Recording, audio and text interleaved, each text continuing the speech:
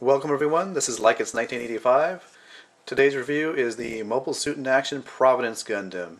As you may or may not know, the Providence Gundam makes its appearance in the last episode of Gundam Seed and faces off against Kira Yamato. So this is the main antagonist of the anime series. I'm going to start off with the Gundam without its backpack system or anything else on, just so we can look at the figure and make some observations about it, and then take a look at the articulation. One of the things I noticed about the color, the main color, what might appear on the camera as kind of a gray color, really is more of a light blue-gray color. So that primarily makes up the Gundam, but then you've got this dark blue up here, and this really bright, vibrant yellow, which provides a nice contrast up here in the chest area. Of course, the feet are red, and you've got a little red up here underneath the shoulders. Just kind of the back view of them. Got some more red there for, looks like a thruster. And as far as articulation goes, he could go 360. I mean, you could force it, but what ends up happening is his chin and the lower part of his head gets blocked by this yellow collar guard there. So you've got that kind of limitation, but I'm assuming it's going to go 360. 360 in the shoulders without the backpack on. These kind of move around a little bit. You got a swivel at the upper arm, double jointed elbow for a full bend. Very nice. Waist articulation, it's hampered somewhat by the skirt armor. I mean, I tried it off camera and you can get it to rotate around, but it ends up brushing against a lot of the skirt armor, so that's about as all as moving as you can get without forcing it too much. Of course, ball jointed hips, and go back about that far. It probably would be, if the backpack system's on, it'd be a little bit more hindered by that, but pretty good.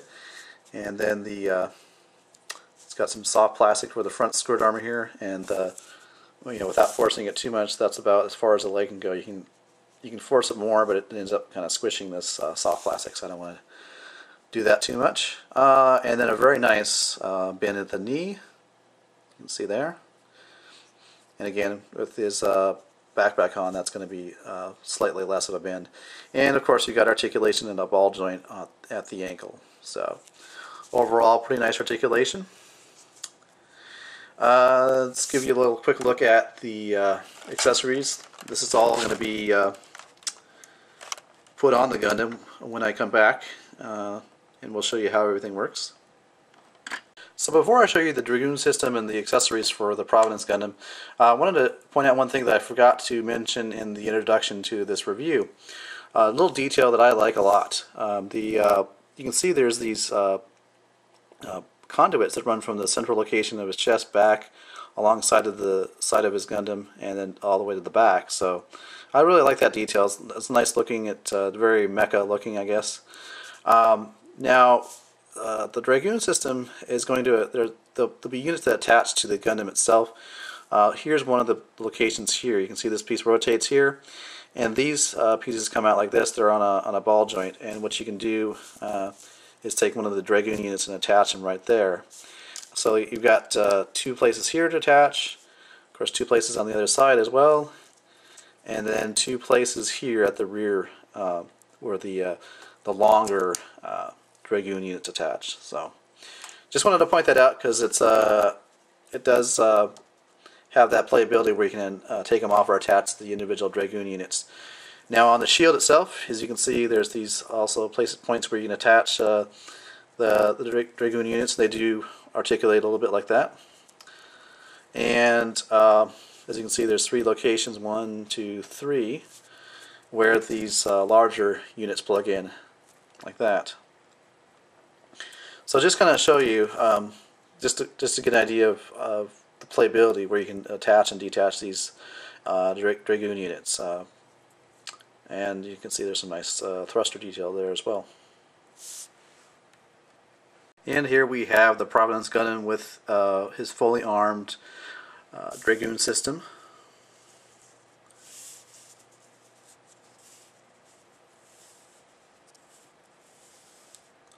And as you can see, it gives him a definite, very distinctive look, especially from the back.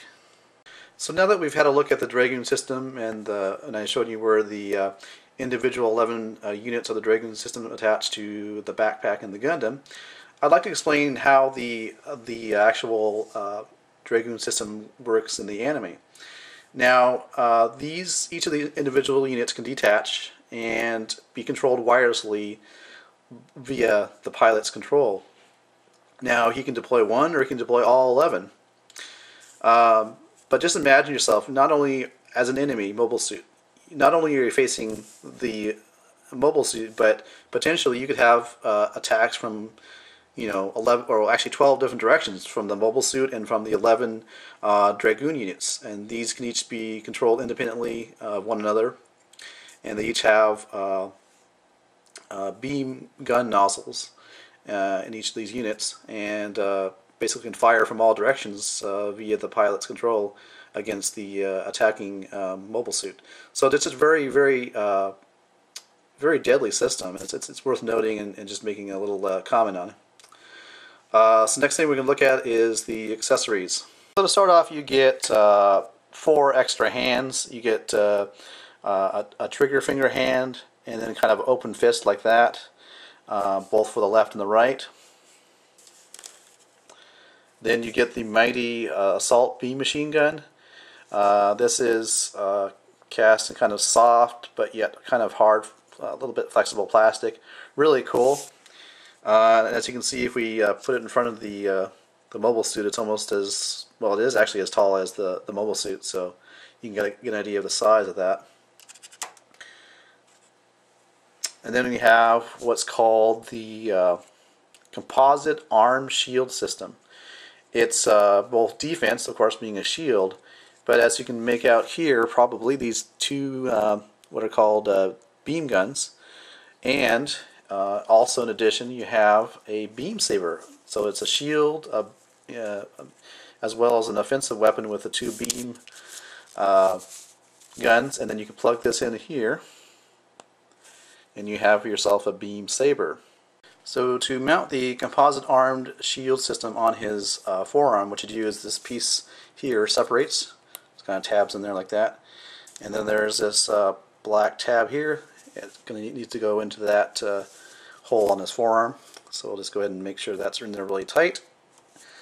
And then what you do is take the other piece and then just reverse the process and plug it in like that. So now we got his composite arm shield system on his forearm. So final thoughts, I'm happy to say that the playability and the quality that I've come to expect in mobile suit and action figures is definitely present in this particular figure. Definitely like how they allowed you to detach the individual Dragoon units. I mean, they could have made them non-detachable, but they chose to do that. Nice accessories with the beam machine gun and the composite arm shield system. Just very nice overall quality. And I've come to like this actual mobile suit design. Initially, it was kind of a strange looking design, and I wasn't really too enthusiastic about it. But the more I learned about the function of the Dragoon system and how cool of an offensive weapon it was, I kind of got more interested in the design. In fact, I think I might decide to purchase the 1-144 model kit, and the reason being is because I have the I'm working on building the high-grade meteor system with the Freedom Gundam, and it would make an excellent little diorama to have the Providence Gundam being the antagonist facing off against the Freedom Gundam. So yeah, I mean, I really I'm starting to like this this mobile suit. So do I recommend it? Yeah, I mean, especially if you're into to Gundam Seed, I wouldn't hesitate to recommend it just because of the amount of playability and the quality that's present in this figure. Alright, until the next review, goodbye and take care.